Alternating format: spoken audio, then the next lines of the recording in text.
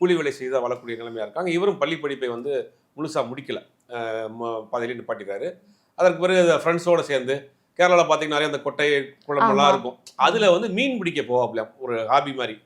அப்போ இவரே ஒரு அம்பு மாதிரி ஒரு எல்லாம் செஞ்சுக்கிட்டு அதை வந்து மீனை வந்து குறிப்பாத்து அடித்து அங்கேருந்து எடுக்கிறது, அது ஒரு மிகப்பெரிய ஒரு திறமையான வேலை.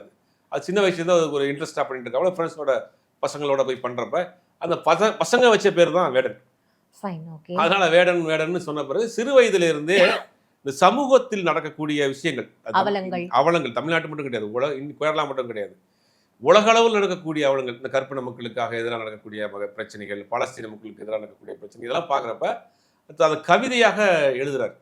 தனக்கு தோன்றதெல்லாம் அந்த ஆதங்கத்தை, வேதனையை, வழியை வந்து அது ஒரு வடிவமாக, கவிதை வடிவமாக எழுதி அப்பப்போ வச்சுக்கிறாரு. அதனால பெருசாக அதை எக்ஸ்போஸ் பண்ணணும், அதை எப்படி அடுத்த ப்ராஜெக்ட் பண்ணணும்னு தெரியல. அப்போ பாடவும் செய்கிறாப்புல, அந்த எழுதிய கவிதையை அந்த உணர்ச்சி புகுந்த ஒரு இதோட பாடுறப்ப அந்த இருக்க ஏரியாவுக்கு ஒரு சிறு சிறு நிகழ்ச்சியில் ஏற்றி பாட வைக்கிறாங்க.